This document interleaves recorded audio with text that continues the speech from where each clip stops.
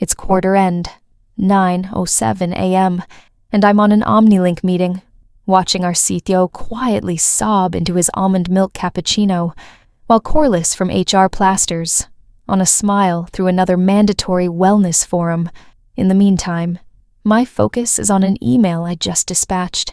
The subject line simply reads, "Notice, the attachment, my resignation," with a CC list including 17 of our highest paying clients. One has already responded, "Wherever you end up, Michael, we're coming with you." But let's back up. This isn't the usual story of a disgruntled employee with a difficult manager. This is a narrative of precision, pressure, and the careful placement of explosive charges beneath the deck of a floundering vessel, all while offering a reassuring smile to the ship's captain. The week kicked off with a bug, not a software error, which are my specialty, but a human one. I was mistakenly included in an internal email chain. The subject was redundant asset audit. And there I was, my name, Michael Rowe, positioned right between our antiquated scanner and an employee who hadn't been seen since the spring of 2020. The notes next to my entry read, "Legacy employee, overcompensated under-supervised, low flight risk." I didn't flinch. I took a screenshot, backed it up, and then began to feign ignorance. The unassuming ones always last longer. The unassuming ones are always underestimated. I let them perceive me as nothing more than a peeling, forgotten magnet on the company's communal refrigerator. Then the real blow landed.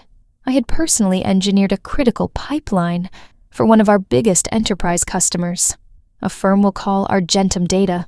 Their CFO had my personal number stored under the contact name, "Fixes what your team breaks."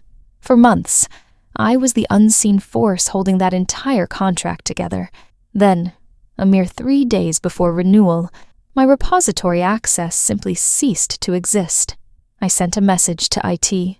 I was met with silence. I phoned my manager, Bastion, a man who sported Archaeopteryx shells, like they were body armor, and used the word synergy as if it were a veiled threat. He picked up on the 4th ring, mumbled something about being in consecutive meetings, and disconnected before I could utter a word. 2 hours later, Corliss called me in for a quick chat. That's when she delivered the line, using the same condescending tone one might use to tell a puppy to get off the furniture. "You're fortunate that we tolerate you." "Tolerate me?" I simply nodded. I smiled the kind of placid, unnerving smile you'd see on a true crime documentary subject. And in that very instant, I resolved to take an action that would shatter their quarterly profit margins and transform our slick little SaaS company into a cautionary tale on ProNet about how to lose $40 million before noon, because this is the detail Corliss was oblivious to. I already had a new job offer lined up. 6 figures, fully remote, and with Viridian Dynamics, a company whose CTO was still an active coder. The money, however, was not the point. The real retribution was in what I planned to take with me. Argentum Data wasn't the only major account I had nurtured from the ground up. There were 14 more. I was intimately familiar with their requirements, their system backdoors, and their unspoken grievances with our bloated software and superficial customer support. I had been their late-night rescuer, their emergency hotfix provider, their pro bono counselor when systems inevitably crashed and burned, and I had archived every email thread, every expression of gratitude, and every complaint they were too afraid to forward to my superiors. So when I reached out to each of them for a casual catch-up, I didn't sell them anything. I just listened. I inquired about their satisfaction, and one after another, they began to ask where I was going next. That resignation email wasn't just a notice. It was a formal declaration of hostilities, and to the CC list, I added one final contact, just for kicks, Bastion's wife, because Bastion maintained a secondary Flowchat account with the username Culture Catalyst, and it had been logged into my old development server for the past several months. Who keeps screenshots? The person who plans ahead? The next section is where the true landslide starts. And believe me, you'll want to stick around to see who gets swept away. The first piece fell at precisely 10:11 a.m. A major client out of Montana, Goliath Defense Systems, whose non-disclosure agreement was thicker than a phone book, answered my resignation email with 4 stark words. We are moving too. No follow-up questions. No formal goodbyes. Just a statement of intent. Over the next hour, 5 more followed suit, creating a macabre digital parade. Subject lines were like epitaphs. Thank you, Michael. Where you go, we follow. And regarding our renewal, by lunchtime, Corliss's cheerful HR updates and flowchat had become terse and panicked. All hands meeting at 3 p.m., followed by emergency sync moved to 1:30 p.m. Then, complete radio silence. Just a digital void and an escalating tension in the office, so palpable you could practically cook an egg on the standing desks. But let's get to the main event. Bastian. At around 12:03 p.m., he called me, the first time in ages. My phone lit up with his self-satisfied ProNet profile picture, Arcturix shell, Bluetooth earpiece, and a $200 haircut that failed to conceal the hollowness in his gaze. Michael. Hey, heard you're making a move, he began, as if I'd merely switched coffee shops. Let's talk. Man to man. I put his call on speaker, popped open a Spindrift, and let the ensuing silence gnaw at him. Listen, he said, desperately filling the dead air with corporate platitudes. I know there's been some friction. I just got off the phone with Argentum, and they're saying some strange things. That you've, poached their account. I let the pause stretch until it felt almost toxic. Then I answered, as cool as a surgeon. Poached? No. I nurtured. You simply forgot to do the watering. Michael, be reasonable. We can find a solution. That's when I delivered it. The phrase I had mentally rehearsed like a crescendo. You can't rebuild a bridge you already doused in gasoline, Bastian. He hung up. By 2:00 p.m., I got a private message from someone in the finance department. Hey, odd question, but did you happen to implement a manual fix for Quantix Fiscal Solutions API last autumn? I'm noticing an anomaly. Anomaly was putting it mildly. That fix. Of course I did it. Their offshore development team had bungled a quarterly update, and the client was facing a 6-figure tax fine. I patched it while my beagle was having dental surgery. I never received any credit. But you know what? I documented every single line of that critical fix. I even embedded a custom script with a UUID tied to my personal repository, as subtle as a message etched on the inside of a tooth. They were completely unraveling. By 3:00 p.m., when Bastian finally walked into that emergency meeting, his face was the color of spoiled milk. Corliss's cheeks were flushed, not with shame, but with the specific type of fury that appears when your power begins to evaporate. The atmosphere was grim. Someone actually whispered, "Are we being deliberately targeted?" All the while, I was at a rooftop bar 3 blocks from the office, enjoying an expensive whiskey and watching my ProNet notifications flood in like a barrage of missiles.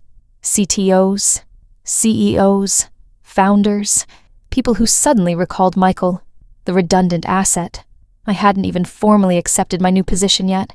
That wasn't the strategy. I wanted to see them hemorrhage first, and hemorrhage they did, but we haven't reached the climax. Because the best part? That was yet to come, and it centered on a data key, an overlooked flowchat archive, and a private group channel named Project Pruning. Care to guess whose name was at the top of the pinned post? The data key was matte black, devoid of any labels or logos, just raw plastic and cold, calculated purpose. I had secured it in the back of my desk drawer more than a year prior, after the IT department mistakenly granted me system-wide administrative privileges during a server migration. They presumed I was oblivious. I was not, and I continued to observe. Every hidden file, every developer's test environment, every flowchat export the company neglected to encrypt before tossing it into our internal sandbox server like a piece of digital trash. I made a single copy, just one. I stored it on that data key, tucked it away between a tin of stale mints and a broken ID badge clip, and left it there like a dormant threat in the heart of a failing enterprise. Now it was active. Let me tell you about Project Pruning. Early in Q1, just after our Series C funding celebration soured and the layoffs began, a secret flowchat group emerged. It was private, and by invitation only. Bastion was a member. So was Corliss, along with a handful of VPs.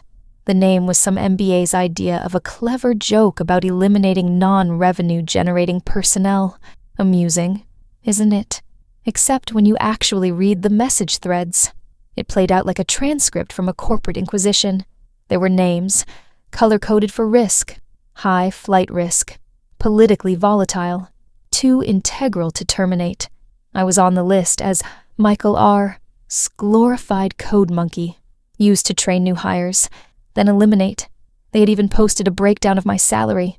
The entire channel was a toxic mix of arrogance, cruelty, and thinly veiled desperation.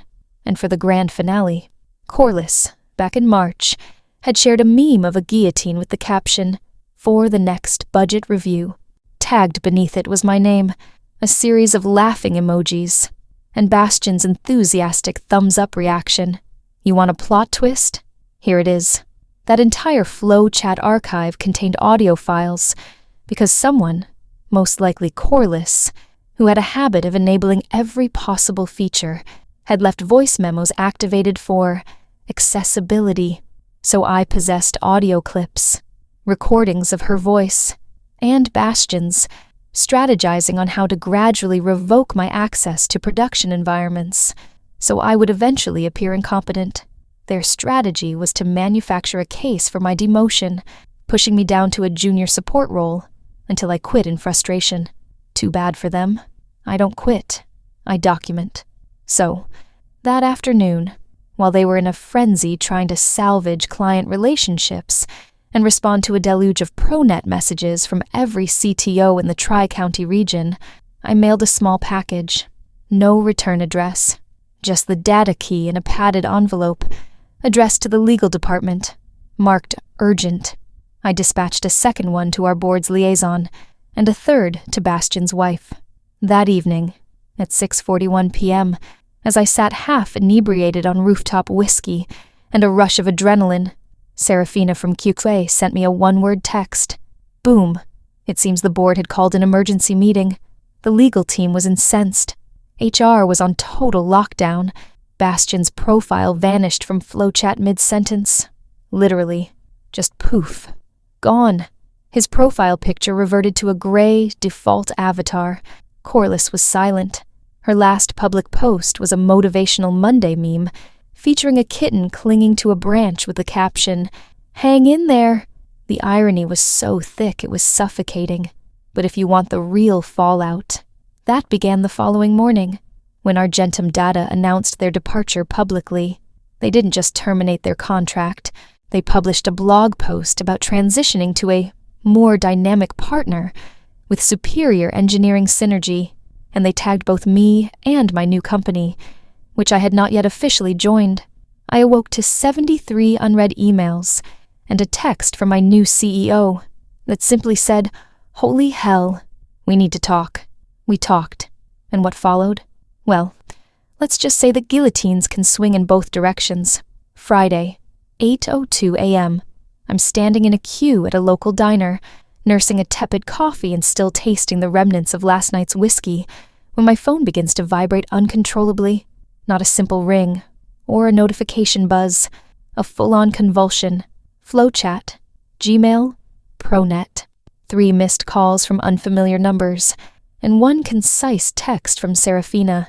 Total meltdown here. Corliss is a mess. Bastion's wife went public. I nearly sprayed coffee all over my breakfast. You see, I hadn't just mailed the data keys and walked away. I had calculated the timing perfectly. The quarter end was just 3 business days away. It was a perfect storm of budget finalizations, board assessments, and client contract renewals. They required a flawless public image, and instead, they got Bastion's private flowchat DMs being read verbatim during a compliance hearing, because Yes, one of those data keys had landed squarely in the hands of a compliance chief at our largest client, Innovacor, a Fortune 100 giant with a legal team that moved like sharks. It turned out that jokes about burning out non-billable staff and gracefully exiting older engineers didn't land so well when those same engineers were the ones managing their most sensitive customer data. Innovacor launched a breach of conduct inquiry so severe it was practically a legal summons, and they made sure to copy the entire board. Within hours, the company's internal legal flowchat channel had become a digital war room. Screenshots were being shared frantically. The legal team started pulling chat histories, calendar appointments, HR records. Every bit of damning evidence they had once tried to conceal was now being unearthed. And guess whose name kept appearing? Michael. Because I was involved in everything. You can't run an entire operation with a bare-bones team without having one person involved in every mission-critical system. Their clever scheme to quietly force me out of the company had backfired so spectacularly it could be considered an act of corporate self-immolation. By 10:00 a.m., 2 VPs had resigned, citing personal reasons. By noon, Bastian's wife, Erica, a sweet yoga teacher turned avenging fury, posted a story on Instagram that made my jaw hit the floor. It was a picture of Bastian's laptop, shattered on their polished kitchen island. The caption read, "Turns out, Culture Catalyst was also Venmo daddy to a couple of interns. Wester blessed Nuckner USB." I laughed so hard, I nearly spilled my coffee on the NDA I was preparing to sign. That NDA, my new employment contract. After Argentum Data's public announcement, I didn't have to do a thing. 3 different companies immediately offered me executive-level positions. I made my choice deliberately. I went with the one that had the most resources, the most formidable legal department, and, get this, a well-known interest in acquiring struggling SaaS firms for a bargain. Because my departure wasn't just about revenge, it was a hostile takeover preview, and I was far from finished. By 2:15 p.m., the company I had just left had lost 6 major accounts. Not, we're considering our options, lost, gone. As in, domains blocked, services terminated, data retrieved, teams reassigned. The board scheduled an emergency shareholder meeting, and at 3:04 p.m., Serafina sent me a photo of Corliss pacing frantically in the main lobby, clutching a folder and weeping. Real mascara-streaked brunch-ruining tears. Apparently, she had been offered a transition agreement. Translation: get out before the regulators arrive. And Bastian, he had vanished. Flowchat profile deleted, ProNet account deactivated. The rumor was that he was escorted from the premises without his Arc'teryx shell. I can just picture him trying to smooth-talk his way out, right up until the moment legal presented him with a printout from Project Pruning, specifically the part where he referred to our CTO as a walking aneurysm in a designer hoodie. They say power corrupts, but Bastian wasn't corrupt. He was sloppy, and sloppy men don't just fall, they vaporize. Next part. This is where I put on my best shoes and walk back into the smoldering ruins with a proposition the board cannot possibly decline. Monday morning arrived like a judge's gavel. At 9 a.m. on the dot, I strode through the same glass doors I once used my key card on every single day, except this time, I wasn't an employee. I was a proposition, a problem that now had a price tag, and I was dressed for the occasion. A charcoal suit, a dark red tie, and the data key nestled in my breast pocket like a concealed weapon. The receptionist, a new hire with wide, uncertain eyes, buzzed me through without a second thought. She likely mistook me for an investor. In a way, she wasn't entirely wrong. Upstairs, the boardroom was a mess. Coffee mugs bearing lipstick traces, notepads filled with frantic, illegible scribbles, a platter of half-devoured pastries from a catering service they could no longer afford. Seated at the head of the table was Alaric, the interim CEO, a man who previously would go to great lengths to avoid making eye contact with me in the cafeteria. He was sweating through the collar of his shirt, like a defendant on the witness stand. "Michael," he began, getting to his feet with a stiffness that suggested his chair was stuck to him. "Thank you for coming." I didn't offer my hand. I simply placed a leather-bound folder on the polished table. Inside was a presentation deck, 20 pages long, titled "A Viable Path Forward for a Failing Brand and Who Must Be Terminated First." The room was silent. Alaric turned the first page, then the second. He stopped dead on the third page, which displayed client retention charts. Red ink was everywhere, losses in the multi-millions, financial projections that looked less like forecasts and more like coroner's reports. Then he reached the main point, my proposed acquisition strategy. You see, my new employer, Viridian Dynamics, had been methodically amassing a substantial acquisition fund. They had been observing my former company's slow-motion collapse for over a year. All they required was an inside source to provide a map to the company's vulnerabilities. I was that map. And now, we were prepared to make our move. "I am not here to bail you out," I stated, my voice calm and precise. "I am here to salvage the components that still hold any value." Alaric blinked slowly, like a reptile stirring under a heat lamp. "You're suggesting an acquisition?" "No," I corrected him. "You don't qualify for an acquisition. You are being dismantled, but we will absorb your top engineers, the ones you neglected to fire, and your viable tech stack.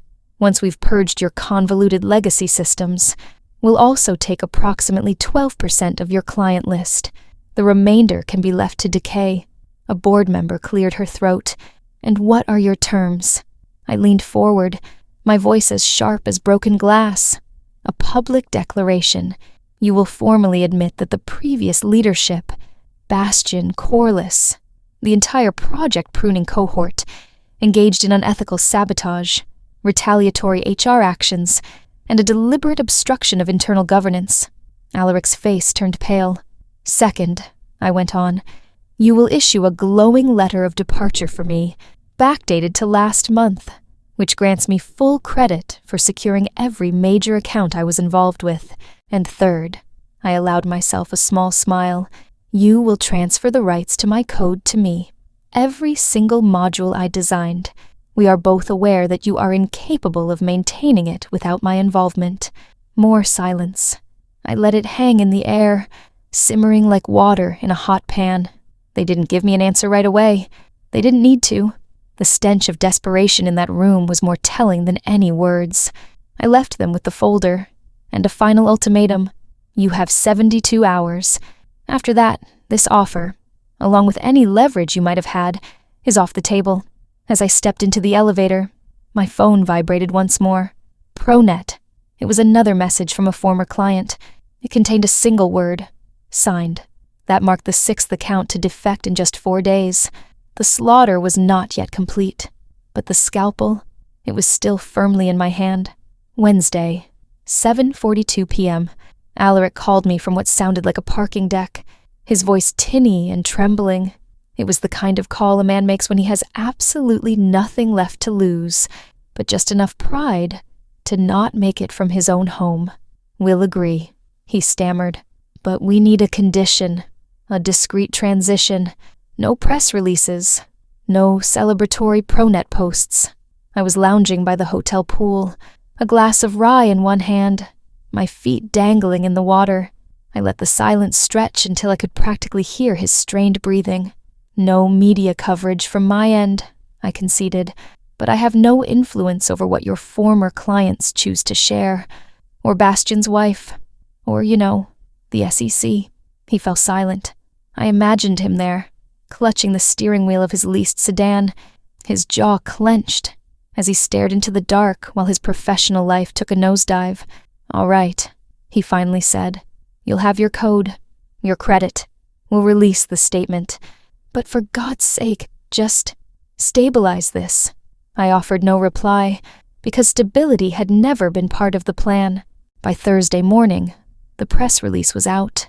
It was meek, contrite, and polished to a sterile shine. It was an obituary masquerading as a letter of gratitude. Following a thorough internal assessment, we acknowledge a breakdown in leadership and communication, which has affected both our client partnerships and internal culture. Effective immediately, we are undergoing a significant restructuring to re-center our focus on integrity, transparency, and technical proficiency. We extend our best wishes to Michael Rowe in his future endeavors and thank him for his crucial contributions to our company's history. Pure fabrication, of course, but I didn't need the unvarnished truth. I needed documentation. And this was Exhibit A. 2 hours later, my inbox exploded like a fireworks display. Recruiters, reporters, clients with newly freed budgets, and a desire to know what it would take to get that same magic on their side. I answered some. I ignored others. Then, the most startling notification of all arrived. An internal company memo, leaked from an anonymous source. The subject: you weren't the only one. The attachment contained redacted flowchat conversations. New ones, from a different secret channel. This one was still operational. A new name: Clean Slate. The same toxic behavior, clandestine chats, smear campaigns, and premeditated performance reviews. And this time, the list included employees who were still there, including Serafina, my QA contact, the woman who had put her career on the line to feed me information as the company imploded. It turned out they had identified her 6 months ago as emotionally unstable and a potential liability, possible whistleblower. My hand tightened around my glass, spilling rye over the edge. I read the sentence again and again. Encourage resignation, discreetly. Avoid unemployment claim. I stared at those words, as if they were challenging me directly. They were still at it. So I called Serafina. She picked up on the first ring. Hey, send me your resume. I cut her off. You're starting on Monday. Full pay, a signing bonus, a better title. No interview necessary. There was a pause. Then, oh my God, are you for real? Completely. And Serafina? Yeah, let the others know. The ones still trapped in there, the ones they were trying to push out. I heard her breath catch. Tell them I'm creating something better, and I'm not finished pulling survivors from that wreckage, because this was no longer just about settling a score. It was about building a new foundation, and I wasn't just assembling a team. I was raising a goddamn army. Friday, 5:47 p.m. I'm pacing the expansive floor of my new office. Yes, an actual office. Not a cubicle. Not a shared desk. Not some open-plan nightmare, with a direct view of a colleague's sweaty workout clothes. I'm watching the final contract get processed. Client numbers 12. Signed. That made 12 clients in a fortnight, 7 of whom had committed to multi-year contracts, and every single one had come to us.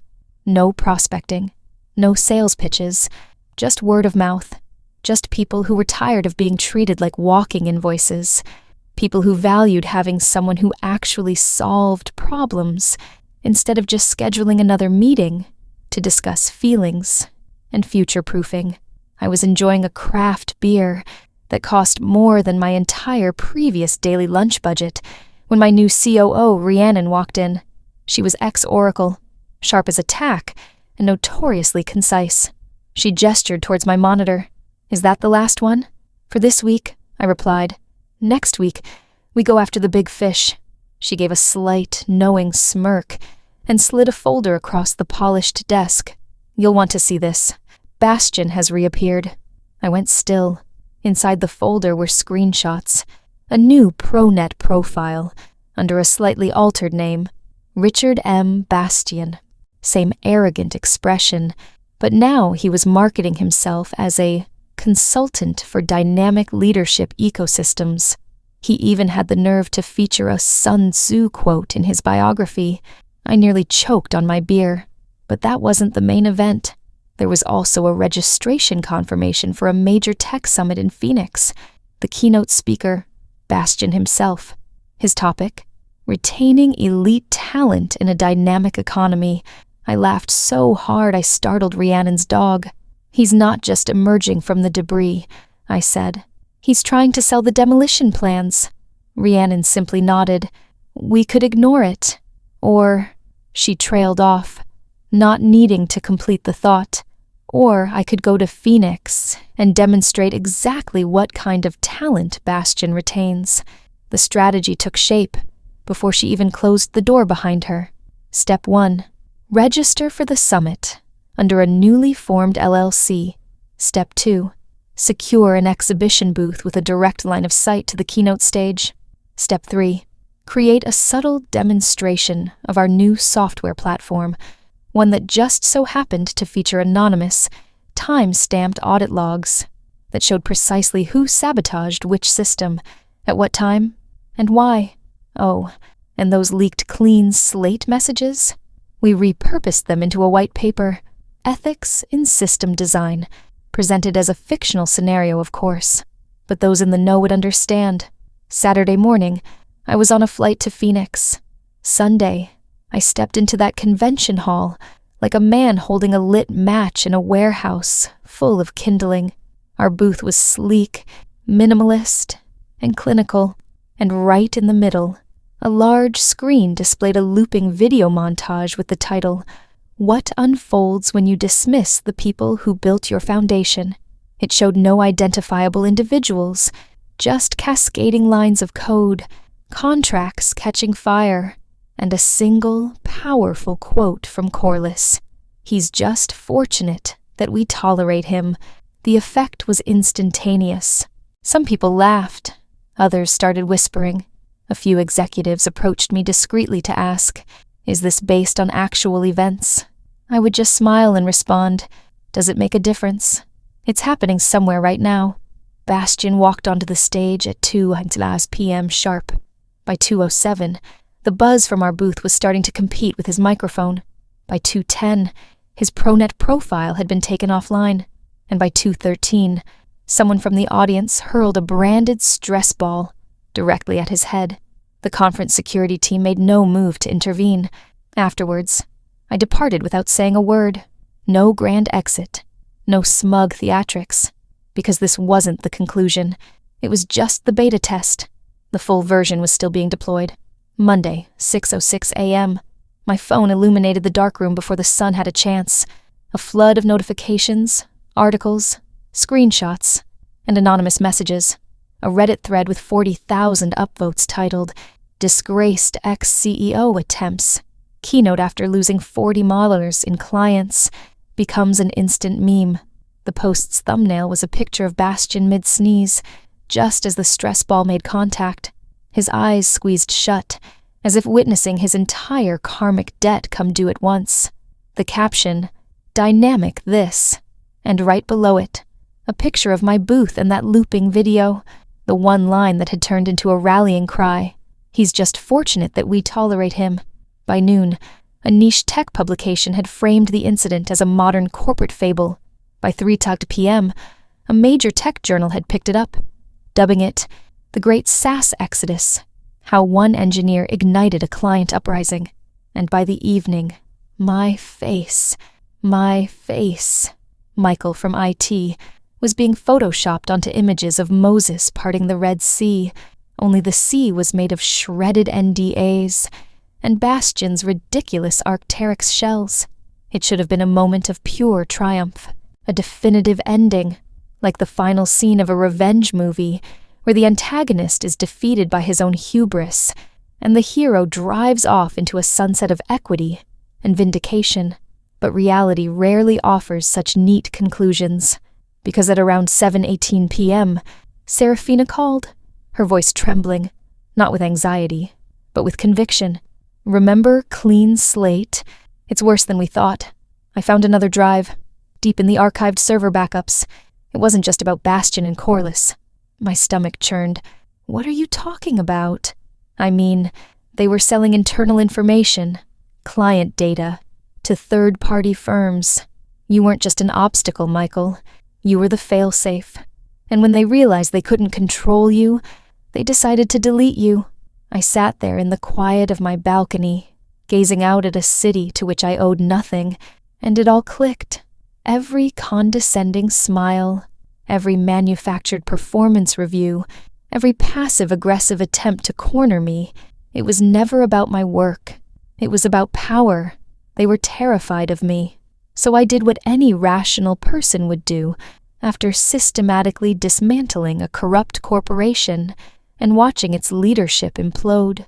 I opened my laptop, compiled one last report, attached every piece of evidence Serafina had uncovered, and forwarded it to the Federal Trade Commission, with a blind copy sent to every major client who had already left and a few who were still on the fence.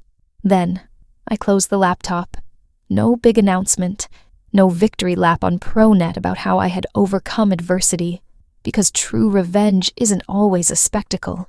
Sometimes it's a data key in the right hands. Sometimes it's a system you designed so flawlessly that they never even saw you removing the pins. And sometimes it's the quiet satisfaction of hearing that your former employer is conducting its final round of layoffs, while you sip fine whiskey in a hotel suite paid for by their most valuable ex-client. Corliss is now an online influencer, selling healing crystals. She claims that rose quartz revitalized her career. Bastion's keynote speech is a running joke in the industry. I heard he's now advising a small tech firm in Des Moines, pro bono. And me, I'm the CEO of a company where tolerance is never a factor. We innovate, we secure, we don't forget. And every so often, late at night, when I want a little reminder, I replay that audio clip, the one with Corliss's voice. He's just fortunate that we tolerate him. Damn right I was fortunate. Fortunate that I knew precisely when it was time to let it all burn,